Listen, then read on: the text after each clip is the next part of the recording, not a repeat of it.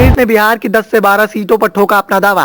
लालू और नीतीश का कांग्रेस के इस फैसले पर क्या होगी राय? कांग्रेस की डिमांड पर हो सकती है भिड़ंत। लोकसभा चुनाव की नजदीकियों को देखते हुए विपक्षी गठबंधन इंडिया के द्वारा लगातार बैठकें की जा रही हैं और बैठक में लगातार इस बात को लेकर सर्वसम्मति पर विचार किया जा रहा है कि सीट बंटवारे में एक दूसरे की भिड़ंत ना हो। ऐसे में कांग्रेस ने अपना प्रस्ताव रख दिया है। लोकसभा चुनाव में अब कुछ महीनों का वक्त बचा हुआ है। कांग्रेस ने बिहार में 40 में से कम 10 से 12 सीटों पर चुनाव लड़ने की तैयारी कर ली है।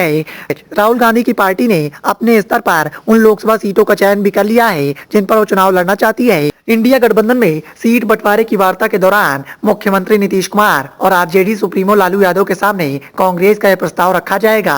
कांग्रेस ने कुल 12 लोकसभा सीटों पर अपना दावा कर दिया है। अब उनमें से पार्टी को चुनाव लड़ने के लिए कितनी सीटें और कौन सी सीटें मिलेंगी, ये नीतीश और लालू के फैसले पर तय करेगा। कांग्रेस हिंदी पट्टी राज्यों खासकर यूपी और बिहार की सीट शेयरिंग को लेकर एक रिपोर्ट के मुताबिक इस बात का दावा किया जा रहा है कि कांग्रेस इन दोनों राज्यों में कम से कम 50 सीटों पर अपना दावा पेश कर सकती है। इनमें से बिहार में वो कम से कम 10 से 12 लोकसभा सीट लड़ना चाहती है।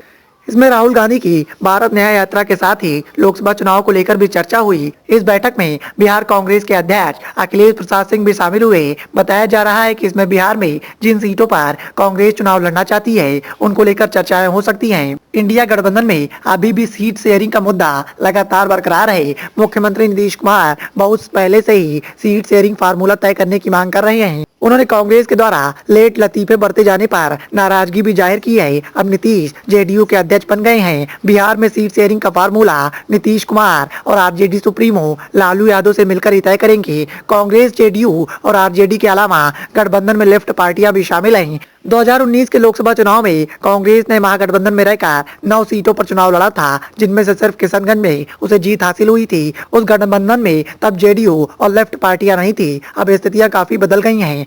कांग्रेस चाहती है कि इस बार कम से कम पिछले चुनाव जितनी सीटों पर तो इलेक्शन लड़ा जाए। हालांकि 2024 के चुनाव में कांग्रेस और आरजेडी के साथ गठबंधन में जेडीयू और लेफ्ट पार्टियां भी हैं। नीतीश कुमार और लालू यादव ही राज्य की सीटों बंटवारे पर अहम भूमिका निभाएंगे। ऐसे में कांग्रेस के 10 लोकसभा सीटों के चुनाव लड़ने पर मुहर लगती है या नहीं लगती है, ये तो आने वाला वक्त ही बताएगा। Bureau report, the noise of India.